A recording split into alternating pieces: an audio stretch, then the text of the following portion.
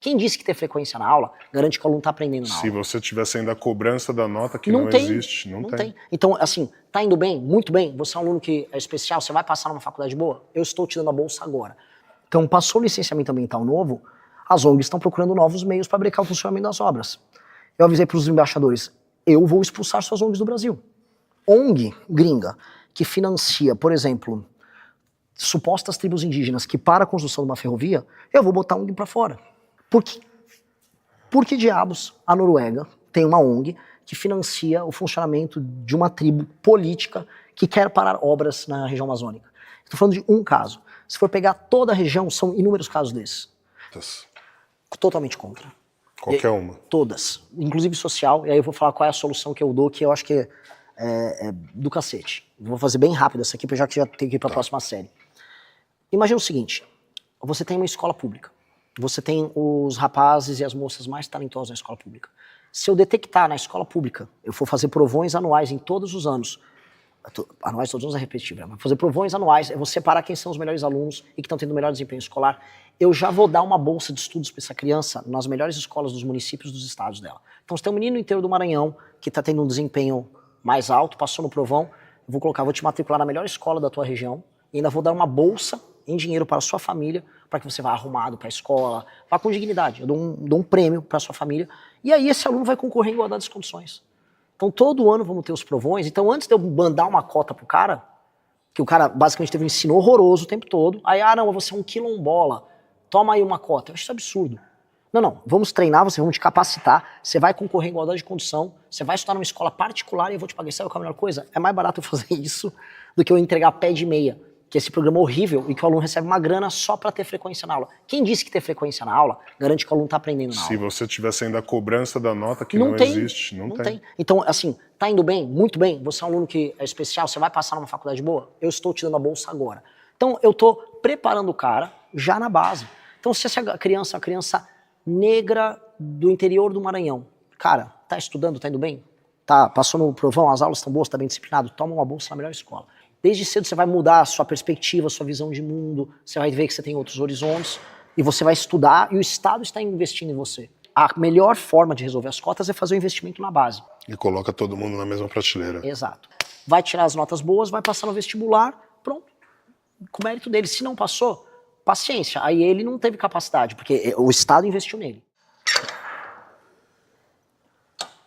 Controlado. Desse.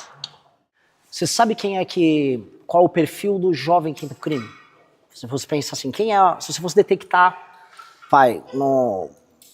na série que os garotos hoje têm, na 7ª série, tem 13, 14 anos, quais são os indicadores que você veria para medir que um garoto, esse aqui vai entrar pro crime? Se você pudesse olhar, bater o olho. Falta de escolaridade. Ou seja, tem um desempenho escolar ruim, bate. Falta de escolaridade. Falta de oportunidade de trabalho, coisa que hoje no Brasil ainda nós temos um problema. Sim, porque é uma escravidão de crianças. Escravidão de criança. Então, assim, é um tipo de situação que eu acho que realmente o jovem tem que estar ali sendo estimulado a trabalhar de uma maneira, talvez não como um trabalho normal, mas um trabalho efetivo, um jovem aprendiz ali, um estagiário. E esse estágio ser remunerado para que ele se sinta estimulado a estar continuando a trilhar um caminho através do trabalho. E como é que é a casa dele? Geralmente a casa é muito precária, a ausência de mãe ou de pai ou dos dois. Sim, especialmente do pai.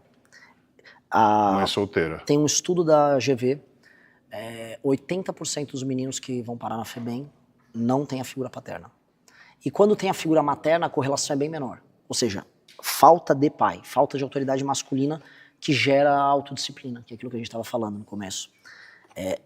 A falta de autoridade paterna faz com que a mãe tenha que trabalhar e que não tenha um acompanhamento real, esse garoto fica descontrolado. Ele vai ter um desempenho pior na escola e ele, como ele não tem referência masculina, ele é indisciplinado, ele briga com as pessoas e ele é facilmente cooptado por grupos de homens que vão oferecer para ele um pertencimento. É aí que esse cara é cooptado. Uma das coisas que a gente precisa fazer na escola, e aí entra coisas que vão desde atividade física a acompanhamento. Eles precisam de homens de referência. E este é o grande problema das escolas mais humildes. O ambiente escolar hoje é um ambiente em que não existem tantas referências masculinas para os rapazes. E a maior parte das famílias que não tem o pai estão nas periferias. E aí você vai entrando nesse ciclo. Então, esses meninos, eles ficam altamente indisciplinados, apresentam um desempenho muito inferior, e aí eles são a massa de manobra que é copiada pelo crime, porque o crime está na porta da escola cooptando eles. Vai vender uma droga, depois chama ele para vender para fora e tal. A gente tem que ter uma política, a gente vai desenhar, vai ser o nosso programa, que na escola ele tem que ter ídolos e referências, assim, o puta professor de educação física, que em geral costuma ser. Você já viu tem vários filmes americanos que o garoto tá na escola e tem aquele cara que tá, ou o professor de educação física ou o treinador de basquete, que vira o guru dele, ou até o cara da limpeza. Sim. Este cara precisa existir para esses meninos. Você tem que ter a referência do cara que vai pegar o garoto problema e, cara, vem aqui, vou te dar uma assistência, vamos fazer alguma coisa. Aí tem que dar o treinamento profissional e o treinamento esportivo. Quando você direciona essa energia desse cara para a atividade física, e a atividade física dá autodisciplina para ele, você revoluciona esse moleque. Assim, se a gente salva o cara dos 15 aos 30... Tá salvo de verdade. Tá salvo. O crime não vai ser cometido, porque é muito difícil você pegar um criminoso violento que vai ter aquele impulso com 45 anos. Aí é só aquele cara, sei lá, o cara é sniper do PCC, sabe? Mas esse cara aí a gente elimina ele, a gente mata ele. Depois um sniper melhor. E Renan, quando que surgiu esse sonho de você se tornar presidente? Essas coisas não, assim, para mim não surgiam como eu nunca me visualizei dessa maneira, mas eu sempre tive uma ambição muito grande em fazer coisas grandes e não aceitar que o grupo ao qual eu pertenço perca. Sempre foi assim, por exemplo, eu nunca fui um grande jogador de futebol no colégio, mas eu sempre estava no time, eu era organizador do time, tinha que ser meio que o capitão do time. Se tinha feira de ciências, eu tinha que organizar porque o meu grupo tinha que ganhar. Eu sempre fui muito competitivo. Quando eu levo isso pro campo da nação, eu acho que é como se o Brasil fosse é aquilo que eu te falei, uma das maiores nações do mundo, potencialmente. O Brasil é para ser uma das 5 maiores nações do mundo, e a gente não entrega por falta de liderança. Aí eu vejo o nível dos líderes nossos, eu vejo as prioridades, eu falo, cara, isso aqui é um negócio horroroso. Então quando eu montei o MBL, eu montei junto com o Kim, com os rapazes, como um ato de raiva para destruir esses líderes que eu não gosto. Foi bem assim, a gente surgiu destruindo a Dilma Rousseff. Até que chegou um momento que a gente percebeu, pô, mas não adianta eu ficar só batendo se eu não propor nada. E aí eu organizei o grupo pra gente fazer essa proposição. Só que quando o grupo ficou pronto, o partido ficou pronto no final do ano passado, eu nunca me coloquei, eu falava, vou lançar o Danilo Gentili pra presidente. Aí o time virou, cala a boca, sempre foi você. Como sempre fui eu? Não, sempre foi você, cara. Você é o cara que planejou isso tudo. Eu fiz os livros, eu fiz a estrutura, eu sempre fui o cara do bastidor. Não, você tem que largar de ser covarde. Você arquitetou tudo. Sim, Renan, sempre foi meio que você e você nunca percebeu. Aí eu, tá bom, então vambora. E aí eu comecei, eu nunca fui candidato a nada, mas eu sempre fui uma liderança que planejou tudo. Passar minha mão embaixo. 9. 10 mais 2. 1. 2. Vamos falar um pouco agora de meio ambiente. Transamazônica. Dá pra fazer alguma coisa ali? Pelo amor de Deus. Terminar a estrada, você diz? Começar a estrada. Sim. Porque ali não tem estrada, Sim. tem um terrão. Aquilo não é uma estrada. Sim. Aquilo não dá pra ser chamado de estrada. Sim. Vem desde a parte que a gente pega ela no Nordeste, a Transamazônica. Ela é horrível. Eu também peguei, não os pedaços que vocês pegaram, mas eu peguei uns pedaços horríveis. Calma que eu tô... Detalhe pra câmera, cara. Responder perguntas depois de fazer um esforço físico é sempre mais difícil. A gente tem que usar isso nos debates. Porra! Assim, o que a gente tem que fazer, assim... mostrar o preparo. Faz uma série, físico, responde aí. Que quando legal. você responde ofegante, parece que você não sabe o que você tá falando. Mas é foda. Assim, basicamente, toda a área de infraestrutura na região norte, ela é interditada. A gente não consegue... Existe um monopólio muito grande ali. Você tá falando das barcas? Também.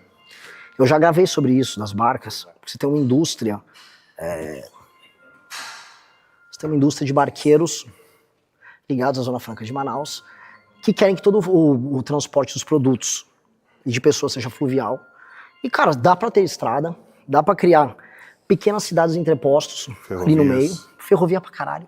Só que você tem o lobby das barcaças, que é uma das piores coisas que existe, o lobby das ONGs, o combate, ICMBio, o Rasmussen fala muito do ICMBio, FUNAI, INCRA, quilombolas e tribos indígenas interditantes, então você não consegue terminar uma obra na região norte. Então isso é assustador. Um governo nosso, até falei numa reunião com embaixadores gringos, especialmente os europeus e os americanos, eu falei, suas ONGs atuam para sabotar a infraestrutura no Brasil. Em grande parte, a gente não consegue terminar uma obra como a Transamazônica por falta de dinheiro e infraestrutura, porque isso é culpa só nossa, e da outra é que você está tudo interditado.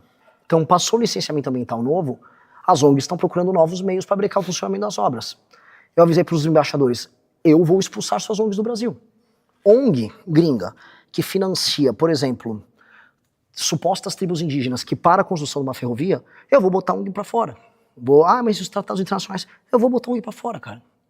Você não pode, por exemplo, que um caminhoneiro fique preso, como aconteceu agora em Santarém, indo entregar soja para Cargill, preso por 3 dias. Eu já vi 7.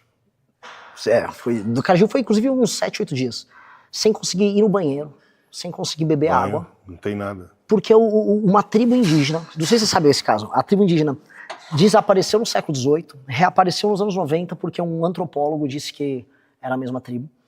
E aí essa tribo volta, ocupa a Cargill, dizendo que não podia a Cargill usar o rio, que eles estavam fazendo uma hidrovia que conectava com ferrovia e tudo mais, porque iria afetar o funcionamento da tribo, não sei o quê. E aí você pega um caminhoneiro, fica com a vida dele destruída, o Brasil deixa de exportar bilhões por conta de uma tribo. Esta tribo é financiada por 2 ONGs e tem uma parceria política com o PSOL. Uma dessas ONGs é norueguesa. Por que diabos a Noruega tem uma ONG que financia o funcionamento de uma tribo política que quer parar obras na região amazônica? Estou falando de um caso. Se for pegar toda a região, são inúmeros casos desses. Então, nós temos que fazer uma reforma nas contas públicas do Brasil que diminua a despesa e aumente a capacidade de investimento. Juros baixos você investe mais, então o Estado consegue investir. 2, você tem que fazer valer o licenciamento ambiental, porque agora que passou o licenciamento, o relator foi inclusive o Kim. Você tem meios de ação para que uma obra consiga começar e terminar de maneira previsível, sem você ser parado com as licenças. Não, o IBAMA vai te parar, não, o ICMBio vai te parar. Não, você consegue tocar a obra e evitar a judicialização. 3, tocar as ONG para fora. Aí, com base nisso, você tem que, assim, na região norte, não é até 163, tem a Transamazônica, tudo isso você vai ter que enfiar para parcerias públicas privadas e terminar todas essas obras.